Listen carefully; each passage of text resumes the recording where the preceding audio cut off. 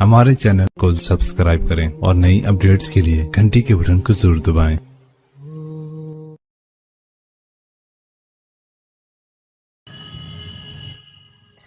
अस्सलामु अलैकुम वरहमतुल्लाहि वबरकातुहू।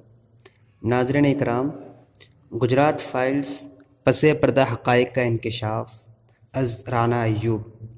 अब किताब शुरू करते हैं। बाब अव्वल, पहला बाब। 2010 का मौसम गर्मा मेरे लिए सहाफ़त की गोया एक नई तारीफ़ लेकर आया था और मैं बज़ाम ख़ुद यानी ख़ुद के ख़याल में एक मेहनती और औसत दर्जे की रिपोर्टर थी, जिसके कुछ अपने आइडियल थे जो मुझे मेरे रिवायती सहाफ़ी वालिद से वरसे में मिले थे। लेकिन उस वक्त मैंने पाया कि मैं एक ऐसे दोराहे पर खड़ी थी जो खुदा करे किसी सहाफ़ी को ज़िंदगी में कभी पेश न आए।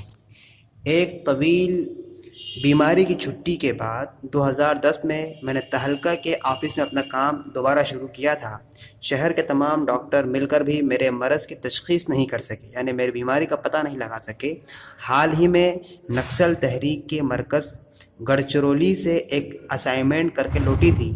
इस स्टोरी से कबल एक ऐसा वाक़या रूनुमा हुआ जिसे मैं अपनी ज़िंदगी का सबसे बड़ा सदमा मानती हूँ। एक बहुत ही अजीज़ दोस्त शाहिद आज़मी का कत्ल कर दिया गया था। आज़मी, जो फ़ौजदारी क़ानून की दुनिया का एक बेहतरीन दिमाग था, मेरी ज़िंदगी में बड़ी अहमियत इख्तियार कर गया था। उसकी वफ़ात के शाम में उससे मुलाकात करके उन कबायली अफराद और दानिशवरान के मुतालिक गुफ्तगू करने वाली थी जिन पर हुकूमत वक्त ने नक्सल होने का ठप्पा लगाया था, और वो सब झूठे मुकदमात में जेलों में सड़ रहे थे। लेकिन किस्मत तो कुछ और ही मंजूर था।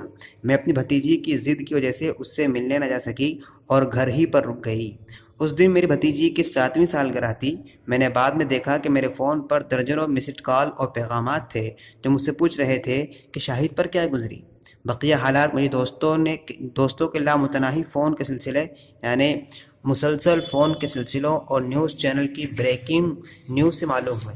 कुछ नामालूम हमलावरों ने शाहिद को एंटी नेशनल एलिमेंट्स के मुकदमात की पैरवी करने की पादाश में उसके दफ्तर में गोली मार दी थी।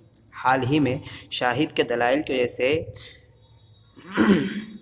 मुंबई ट्रेन धमाके में फंसाए गए मासूमों को रिहाई नसीब हुई थी। उसकी वफ़ात के बाद मुंबई की अदालतों ने उन 2 मुलजिमों को बरी कर दिया जिन पर 26/11 मुंबई हमलों में मुलविस होने का इल्ज़ाम था। शाहिद के कत्ल के पसे पुष्ट कौन सा साजिशी दिमाग कारफरमा था, उसकी गत्थी आज तक सुलझ नहीं सकी थी। कम से कम आवाम की नज़रों में तो मामला ऐसा ही है। नुकसान से निमटने के कई तरीक़े हैं। आप मातम करें या भूल जाएं, या फिर आप इससे दूर चले जाएं और अपने काम में सुकून तलाश करने की कोशिश करें। मैंने भी यही तरीक़ा इख्तियार किया। उसकी वफ़ात के तीसरे दिन मैं एक ऐसी स्टोरी करने के लिए नागपुर के लिए रवाना हो चुकी थी जो मेरी सहाफ़ती ज़िंदगी की एक इंतहाई अहम स्टोरी साबित हुई। यह स्टोरी तलबा की गिरफ़्तारी से मुताल्लिक़ थी। इनमें से ज़्यादातर तलबा पसमानदा तबक़ात से ताल्लुक़ रखते थे और उन पर नक्सली होने का इल्ज़ाम था। उनके ख़िलाफ़ जो सबूत पेश किए गए थे वो मज़हका खेज़ थे। इल्ज़ाम था कि उनके पास से भगत सिंह और चंद्रशेखर आज़ाद से मुताल्लिक़ लिटरेचर बरामद हुआ है, यानी उनसे मुताल्लिक़ किताबें निकली हैं। इस वाक़े से मुझे ऐसा लगा कि मैं किसी गुज़िश्ता कैफ़ियत की तरफ लौट आई हूँ, क्योंकि मेरा दोस्त शाहिद की मौत इसी किस्म के मुकदमात की पैरवी करते हुए हुई थी। मुझे लगा कि ये मेरी तरफ से एक ख़राज अक़ीदत होगी, ताहम किस्मत तो कुछ और ही मंजूर था। मुझे एक नाकाबिल तौज़ीह मर्ज़ की वजह से घर लौटना पड़ा।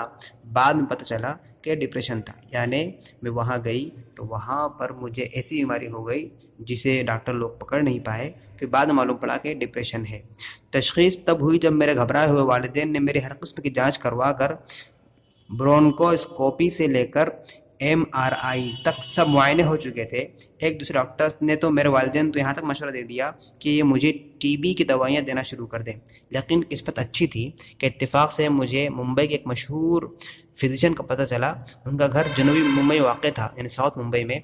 डॉक्टर चिट्स ने मेरी रिपोर्टें देखी और मुझसे चंद सवालात पूछे। फिर एक गहरी सांस लेने के बाद पूछा, तुम परेशान किस चीज़ से हो? मुझे लगा वजह उनके अल्फाज ने मुझे ग़ुनूदगी से बेदार कर दिया, मुझे नींद से बेदार कर दिया। कुछ भी तो नहीं डॉक्टर साहब, मैंने जवाब दिया। बस मैं खासी कमज़ोरी महसूस करती हूँ और कुछ समझ नहीं पाती कि मुझे हो क्या रहा है। एक हल्की सी मुस्कुराहट के साथ उन्होंने कहा, خود پر ترس کھانا بند کرو. خود کی ان جانچوں سے اپنی کیفیت کو خواہ مخواہ مت بڑھاؤ. تم بالکل ٹھیک ہو, اپنے کام پر لگ جاؤ, یہی تمہارا علاج ہے. یہ سب صرف تمہارے ذہن کی اپج ہے, یعنی سب تمہارے ذہن کی پیداوار ہے. کیا یہ ہائپوکونڈریا ہے؟ میں نے پوچھا. یہ اصطلاح حال ہی میں مجھے اس وقت معلوم ہوئی تھی جب میں خود اپنے مرض کی تشخیص کرنے کی کوشش کرنے لگی تھی. نہیں, سیدھی سی بات یہ ہے کہ تم ذرا کاہل ہو گئی ہو اور اپنی ذمہ داریوں سے فرار چاہتی ہو, یعنی تم سست ہو گئی ہو اور اپنے فرد سے بھاگنا چاہتی ہو, ڈاکٹر چسٹ نے جواب دیا.